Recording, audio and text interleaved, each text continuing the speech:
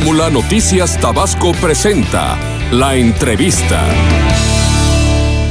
Nos hemos estado invitando el día de hoy a las 5 de la tarde en el auditorio de la UVM sobre un foro, sobre una conferencia Spotlight Laboral con Ivonne Vargas, que va a estar presentando el libro de Contrátame. Bueno, pues Ivonne ya está aquí con nosotros el día de hoy. Vamos a platicar con ella para que nos dé ciertos tips de cómo hacer un currículum vitae hoy en día, cómo lograr que estas empresas hoy que están en cambios constantes, pues se fijen en nosotros, les seamos atractivos y que hagamos un buen match. ¿Cómo estás, Ivonne? Bienvenida a Tabasco. Muchísimas gracias. Muy contenta ya de estar por aquí. Te tocó lluvioso y no tan caluroso, Eso ayuda muchísimo, pero de todas maneras, el calor es sinónimo de calidad, así que me siento muy bien recibida. Me parece muy bien. Conoces bien Tabasco, ¿no? Estoy muy relacionada con Tabasco exactamente, pero ahora me da muchísimo gusto. Ajá. Casi que me siento en casa, lo voy a decir, estoy en casa de alguna manera, eso sí, pero hoy me da mucho gusto porque vamos a estar hablando de un tema que yo creo que a nadie le cae mal tenerlo en mente, que es trabajo y que para la gente que está buscando primera oportunidad, pero también para la que dice ya no puedo más en el lugar en donde estoy. Ajá. Y quiero mejorar mi oportunidad profesional. Quiero seguir creciendo. Quiero seguir, que aparte es algo que dice casi el 70% de los profesionistas en México. No quiero el lugar en donde estoy y quiero mirar hacia otro por una mejor alternativa de trabajo. Entonces, pues vamos a entrar de lleno en esos temas. ¿Qué les dices a esas personas? ¿Qué hay que hacer? Les digo que lo primero que no son desleales, lo primero, porque muchas veces la gente se pregunta, hay culpa por estar buscando otra oportunidad de trabajo, cuando en realidad el mercado precisamente te pide que estés muy alerta porque se puede venir una situación de imprevisto, un recorte, puede venir problemas dentro de la organización y que tengan que prescindir del personal y no siempre van a prescindir de ti porque no cumplan los requisitos, es simplemente por una cuestión de negocio, ¿no? Entonces, ¿qué se les dice? Que hay que estar alerta todo tiempo en el mercado. Yo creo que pasó la época en que uno de repente esperaba a salir y tocar una puerta y que esa puerta se abriera y pudieras estar contratado. Ahora no es así, ahora la competencia es mayor. Indudablemente cuando tú colocas una vacante disponible, el número de currículums que recibes es altísimo y ¿qué tienes que hacer? Pues sí, aprender a destacarte de esa oferta que existe y tienes que estar haciendo una investigación de mercado, tienes que estar monitoreando todo el tiempo oportunidades, tienes que trabajar mucho en tu persona como candidato, que esto tiene que ver con entender muy bien dónde están tus fortalezas, dónde están debilidades, qué tan flexible puedes ser como candidato para hacer un giro de una industria o de un sector a otro, que eso es algo muy importante, ¿no? Tienes que estar pendiente con que no vas a poder estar todo el tiempo y todos los años que tú quisieras en un mismo trabajo, en un mismo empleo. Eso es una realidad.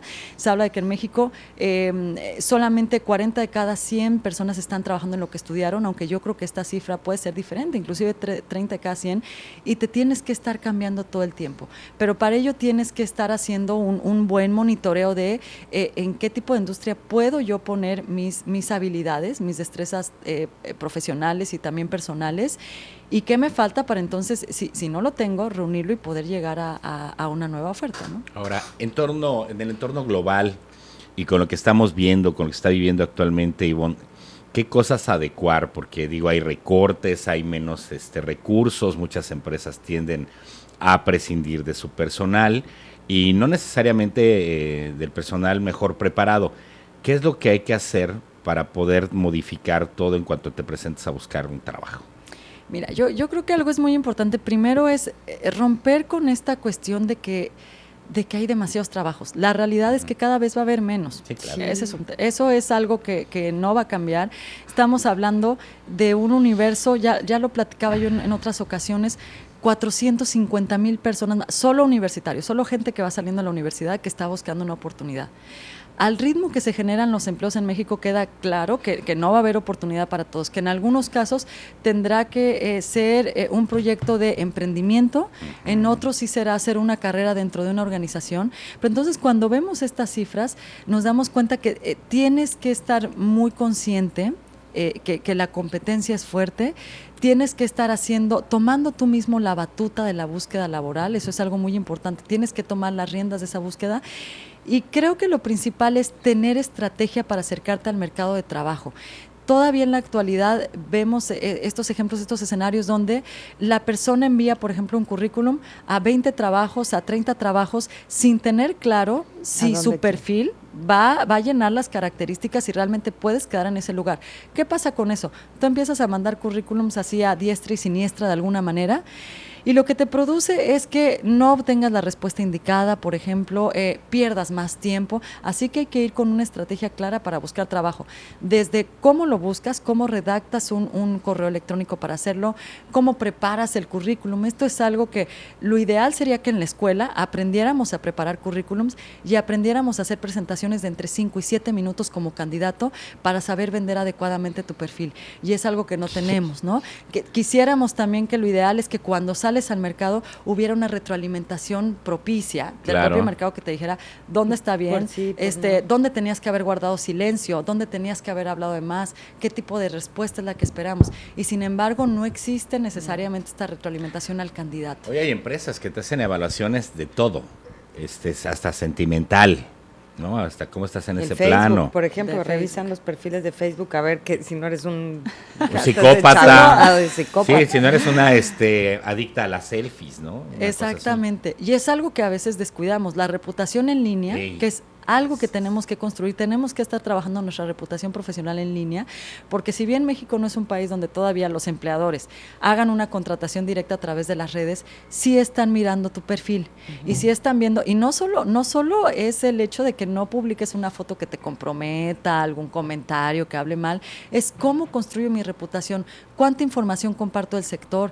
quiénes son mis contactos, cómo estoy multiplicando mis contactos semanalmente, quién me conoce y quién puede dar una recomendación profesional de mi parte. Entonces, todo esto se trata de algo que son nuevas herramientas que te van a ayudar muchísimo además a construir una marca, que de esto es el foro, ¿no? Que lo importante es que tú tengas ese valor diferencial como candidato y que si un empleador entra a ver tu perfil en línea, por ejemplo, bueno, pues además de cosas personales, puedas tener cosas profesionales ahí. El currículum es una herramienta que, por ejemplo, voy a pasar esta parte, pero es una herramienta que a veces pensamos que con llenar unas cuantas cuartillas, con eso lo logramos, y la verdad es que tú tienes que hacer un currículum que te venda de acuerdo a la experiencia, de acuerdo a la edad. No se vende igual una persona que pasa de 45 años que una persona que tiene 23 años y que va a saltar al mercado. Y eso es muy importante. Entonces, seguimos viendo currículums que no hablan de resultados, que no muestran adecuadamente cuál es tu experiencia, que no me dice a qué tipo de problemas te has enfrentado, ¿no?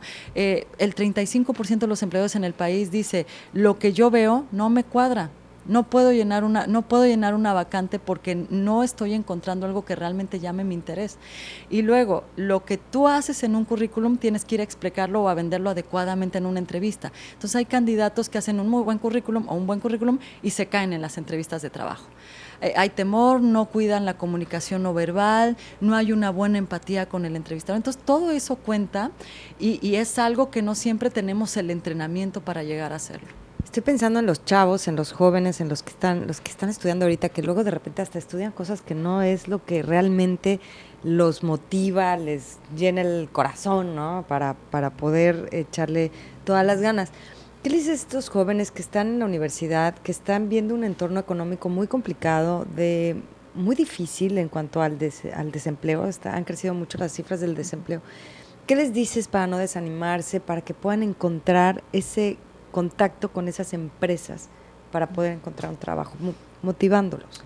Mira, lo primero que les diría es que si bien es una condición de mercado difícil, también es cierto que las propias empresas refieren problemas para poder llenar una vacante. Es decir, las oportunidades existen, aunque cortas, existen oportunidades. Y tiene que haber un trabajo sobre todo para estas personas que tienen dudas con la carrera, que lo primero es no paralizarse. Tienen que seguir haciendo una búsqueda, encontrar las herramientas, encontrar el tipo de orientación profesional necesaria para poder reorientar su vocación. Yo creo que es un momento cuando tú decides la elección de una carrera, estás en una etapa de vida y en una edad en la que difícilmente a veces puedes tener la elección indicada. Y México es un país donde la elección de carrera sigue influyendo muchísimo el criterio familiar y el criterio social, tu entorno. Decir, en esta carrera vas a ganar más dinero o en esta carrera vas a ganar menos dinero. Entonces, sí es cierto que hay una saturación en ciertas carreras. México tiene el 65% de su población en menos de 10 carreras, que son las más saturadas, las más ocupadas. Entonces, ¿qué es lo que tienes que hacer? Ubicar muy bien dónde está tu talento, dónde está tu pasión, dónde está aquello que tú entiendes que puedes desempeñar en diferentes trabajos a lo largo de tu vida, a lo largo de más de 40 años de trayectoria, vas a tener que estar ahí metido. Entonces, hay muchos ejercicios que puedes hacer en casa de manera personal, buscando información, pero también una orientación profesional siempre ayuda. Una vez que tienes claro eso, es una recomendación que siempre les digo, adelántense a las oportunidades y a las ocasiones. Ya no se vale estas cuestiones de esperar hasta que terminas una carrera para poder empezar a buscar alternativas. Tienes que empezar a buscar desde que estás en la mitad de la carrera, aunque tus horarios sean complicados. La recomendación es que empieces mucho antes, que si ya estás en una carrera saturada, veas qué tipo de especialidad te va a ayudar para empezarte a mover en el mercado. Te tienes que adelantar a los acontecimientos, no puedes esperar necesariamente a que las oportunidades te lleguen. Entonces, hay que hacer análisis de mercado, hay que platicar con profesionistas que estén en el área, hay que acercarte a las cámaras, hay que acercarte a las ofertas que hay en trabajo en línea. Eso te puede ir dando un panorama de dónde te puedes colocar, para que si yo ya sé que directamente voy a un área donde la oportunidad es muy escasa, mover mi perfil, ser un poco más flexible y empezar a buscar. La reorientación de tu vocación o la búsqueda de tu vocación se tiene que dar no solamente a los 17 años, se tiene que dar a los 10 años posteriores a tu carrera, después otros 10 años, y estar viendo qué tipo de competencias te faltan. Hablo, por ejemplo, de una muy concreta, el tema de idioma. El tema de tener un idioma dominado es algo fundamental para el mercado, que inclusive te puede llegar a colocar aun cuando no tienes mucha experiencia profesional en ciertas áreas. Entonces, entender muy bien también qué me falta como profesionista, qué capacidades no he cubierto, no solamente en lo técnico, en lo profesional. Independientemente de qué carrera eres egresado, tú tienes que saber resolver problemas. Tienes que tener tolerancia a la frustración, tienes que saber trabajar en equipo, tienes que tener una competencia de autoaprendizaje a lo largo de tu vida. En fin, este tipo de cosas es algo que cuando el empleador lo ve, de repente no quiere ver a la persona que sacó 10, no quiere ver a la persona de mención honorífica, es muy importante, te suma puntos, pero quiere ver a la persona que me está dando una señal personal, emocional, social, de que algo que vas a hacer un buen clic conmigo. ¿Qué pasa? 16% de los empleadores en México dice, la persona no se vendió como yo quería, descartado del proceso de contratación. El tema de la actitud, desde que ayer justo estábamos en una mesa redonda con Universidad Tec Milenio y hablábamos de la importancia del trabajo en equipo. Bueno, yo recuerdo desde que yo estaba en primaria, hace muchos años, que la educación ha tratado de que nos aprendamos a manejar trabajando en equipo. Hoy en día yo no veo el resultado de eso. En las empresas cada quien va para su lado, para sus intereses, de repente son divas a todo mundo hay que tratarlo bien, con cuidado, con pincitas. Hay que hablar con cariño. No hay esta parte de órale, vamos para adelante, el resultado es ¿qué pasa entre eso de estudiar y trabajar en equipo desde chiquitos y que en las empresas de repente no se nota eso? Pues mira, y además lo que no nos dicen es que todas las empresas tienen un código secreto. Entonces, en la escuela aprendemos a ser perfectos en estar, hablamos bien, correcto, pero no entendemos que en el núcleo laboral va a haber muchas cosas a las que nos vamos a enfrentar. Esto del trabajo en equipo, por ejemplo, ¿no? Muchas veces en las entrevistas, para las entrevistas hay que estar preparado para lo inesperado. Digo, uno va con unas preguntas muy obligadas o muy de cajón, pero a veces inclusive una pregunta que es de cajón, que es ¿cuánto quieres ganar? Nos cuesta muchísimo, no le sabemos poner precio a nuestro talento, no sabemos cuánto cuesta nuestro talento en el mercado en promedio. Entonces hay que saber responder esas cosas, pero las inesperadas. Dame un ejemplo de cómo trabajas en equipo o qué problema enfrentaste y cómo lo resolviste. Y no sabemos hablar adecuadamente ese tipo de cosas. Ya lo dijeron en el Foro Mundial hace poquito, en 15 años las competencias van a estar cambiando y no solo basta con que yo diga sé trabajar en equipo. Tienes que decir qué decisiones tomaste trabajando en equipo, cómo lograste que todos aquellos que estaban en una opinión tan diferente a la tuya llegaron a un acuerdo y cómo lo llevaste a cabo. Cuando llegas a la vida laboral también es cierto que hay un brinco porque todo lo que a veces te contaron no es cierto, no es una realidad, te enfrentas a un mercado muy diferente, pero por eso ayuda a estar en contacto con tu propio mercado y con tu propia industria lo más rápido que se pueda. Conocer de la experiencia de otros profesionales, inclusive ver lo que sucede en otros países o en otras ciudades para entender cómo puedo irme colocando. Y hay algo que quizás se nos pasa cuando somos candidatos y jóvenes profesionistas. La observación de tu entorno de trabajo ayuda muchísimo. Yo tengo que entender qué respuesta le gustó a un jefe y qué respuesta no le gustó. Algunas veces las contrataciones laborales no se dan porque haya sido el candidato que haya tenido mayor conocimiento, ni que haya hablado más, ni el mejor conocimiento. Se da porque pude hacer empatía con lo que la persona está escuchando en la radio, se da porque el tipo de música que le gusta, por lo que leí el fin de semana, por cómo le hablé de mi vida personal. Ese tipo de cosas nos va arrojando una idea de si la persona va a encajar con la cultura de la empresa, si va a saber encajar en el momento en que haya problemas, si no va a querer salir corriendo. Algunas ocasiones los candidatos se les pone una prueba para ver cómo reaccionan ante el estrés y se estresan de más. Eso nos da una idea de que no va a funcionar no va a aguantar. ¿Para qué querría yo un candidato que no va a aguantar? Y además, hablar de cosas tan sencillas como tus debilidades. Ser un perfeccionista no es una debilidad necesariamente, y es una debilidad que dicen 300 candidatos. Ser responsable es una respuesta que dan 300 candidatos. Poner mi trabajo a disposición de la empresa es algo que dicen 300 candidatos. Tendríamos que estar pensando en un argumento que realmente nos haga diferente frente a los empleadores, diferenciados. Cuando hablan de la vida personal, ahí se abren muchísimas puertas, te das cuenta de qué clase de persona es, de qué clase de trabajador vas a tener, ¿no, Ivonne? Eso es fundamental. Sí, eso es fundamental, y es algo que la primera herramienta que suele decidirse o que suele ser la más importante para reclutar es la entrevista uno a uno, ¿no? Entonces, romper el hielo, porque ahí te das cuenta además no solo del tipo de respuesta verbal que te da, sino de la no verbal. Si la persona se puso nervioso, esto es muy común en una entrevista que le llaman de competencia. Vámonos a todo lo personal, a muchos ejemplos que nos pueda estar diciendo cómo va a reaccionar esta persona ante determinados escenarios. Si realmente, como dice, sabe trabajar en equipo, sabe conducir a las personas, si no es una persona autoritaria que únicamente él va a hacer su opinión. Entonces, eso sale en las entrevistas personal y en algunas otras herramientas que se ocupan en los trabajos para que te arroje esa información.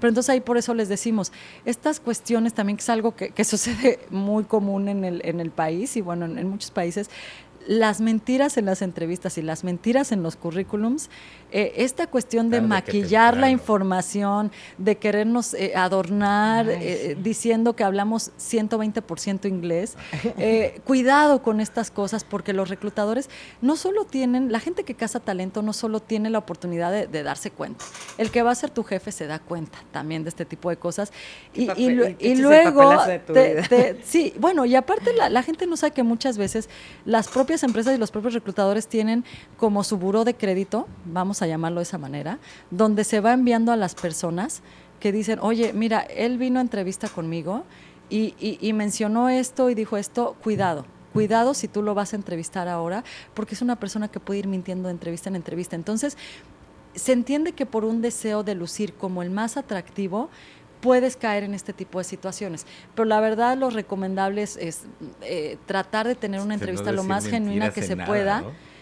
Y no mentir, porque ya aquí lo mencionamos, si tú tienes una actitud para el empleo, que no una aptitud, una actitud que realmente le va a servir al empleador, te va a contratar aunque no tengas el total de experiencia en hacer ciertas tareas. Eso se va a poder enseñar, pero una actitud difícilmente se enseña.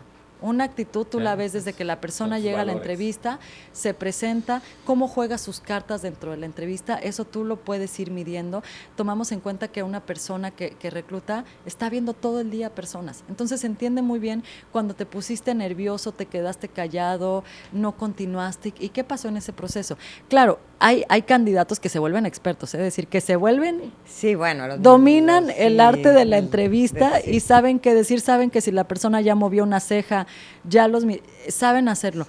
Pero aquí lo complicado es que aunque tú logres contratarte, tiempo después de este tipo de situaciones de no haber cumplido con todo lo que tú prometiste, pues sale a relucir, ¿no? Entonces, más vale que puedas ser un candidato que puedas hablar auténtico, con esa transparencia. Entonces, ahí sí es algo de lo que decimos. Puede ser que haya mucha gente buscando trabajo, probablemente no todos los candidatos son igual de auténticos para buscar trabajo. Y tú, a quien estás intentando casar, es un candidato auténtico. Autenticidad en todo, en redes sociales. ¿Cómo le llamas al currículum? Bueno, al Reputación Facebook, en línea. Tu reputación en línea. En línea. Hay que construir una reputación en línea. No, es que hoy pones el nombre directito, Ivonne Vargas, los metes a los motores de búsqueda e inmediatamente te va a dar todo lo que haya de Ivonne. Cuidadito y sea Bonnie Vargas, ¿no? O Bonnie Vargas 69, una cosa así. Los correos electrónicos, automática. Ay, el correo electrónico. Soy el mejor, ¿no? Sí, llegan muchos correos de estos. 72. Soy la princesita de, por ejemplo. Entonces, cuidar la imagen desde ahí es fundamental que estamos. Y lo digo porque así llegan. Y bueno, entonces cuida tu reputación en línea, pero además la reputación en línea te lleva a algo que para mí es crucial. Tampoco nos enseñan a construir redes de contacto. Eso es. Y los trabajos, el 70% de las vacantes son ocultas. O sea, todo lo que tú ves que está ahí, probablemente son cierto tipo de trabajos. Pero aquellos que tú dices, bueno, pero ¿y él cómo llegó? ¿Él cómo llegó a la jefatura? ¿Quién le dijo? ¿Dónde se enteró? ¿En qué periódico lo leyó? ¿En qué bolsa de trabajo en línea? No lo leyó ahí, probablemente. Alguien más, un contacto, le dijo, esto va a haber un cambio en semanas, tienes que ir. Entonces, no nos enseñan a hacer redes de contacto de primero, segundo, tercer nivel, que es cómo puedes ir multiplicando tú tus contactos a lo largo del año y que en algún momento esa gente pueda estar pendiente de ti todo el momento. Y cuando a ti te viene un despido, te viene un recorte, ya ves que la situación, hay que aprender a leer mucho también señales del mercado. Veo que mi empresa está complicada. ¿Qué puedo hacer para yo seguir siendo un elemento importante en esto o para empezar a buscar en otro lugar? Algo, ¿no? Pero entonces, ¿a quién le mando mi currículum? ¿Quién es realmente un contacto efectivo? ¿Quién me puede promover en Villahermosa o en Ciudad de México o en Monterrey? En cualquier parte, ¿no? Estableciendo esos vínculos. ¿Cómo vas y cómo vas cuidando esos vínculos? Ahora, esto de la parte digital es que empiezan en secundaria, prepa. ¿Qué conciencia va a tener un chavo a esa edad del nenita @hotmail o del soy la princesa, no sé qué? O sea, ¿qué conciencia tiene? Pues está nada más. Chavos, ¿no? Ajá. Hay que hacer un trabajo, bueno, tiene que ver ya, bien dicen que la tecnología se nos ha adelantado un poco y que se tiene que trabajar mucho con ellos desde ese momento porque además su comunicación es virtual. Uh-huh. Todo el tiempo están, pero fíjate que llama la atención algo. Aunque somos muy virtuales, México no ocupa el primer lugar en sacar provecho a las redes para términos profesionales. El primer lugar lo tiene Brasil. Okay. Para utilizar una red para términos profesionales. México tiene lugares destacados, pero para utilizarla con fines personales y sociales. Quiere decir que estamos compartiendo la mayor parte del tiempo cuestiones que tienen que ver con la fiesta, donde estuve, ¿no? Y hay que hacer un cambio, hay que equilibrar esa parte con algo profesional. Gracias, Ivonne. Suerte hoy en la tarde a las 5 en la UVM, en el auditorio de la UVM. Va a estar Ivonne dando su conferencia, presentando Spotlight su libro. Laboral. Dudas, preguntas que quieran hacerlo, ahí lo van a poder hacer. Muchísimas gracias. Y que lleven su currículum. Es el momento de revisar el currículum y ver cómo si lo están haciendo bien o no. Cómo están, si realmente están vendiendo lo mejor de sí mismos. A ver si no te llevan una sección amarilla de 10,000 hojas. Minuto 42, hacemos una pausa.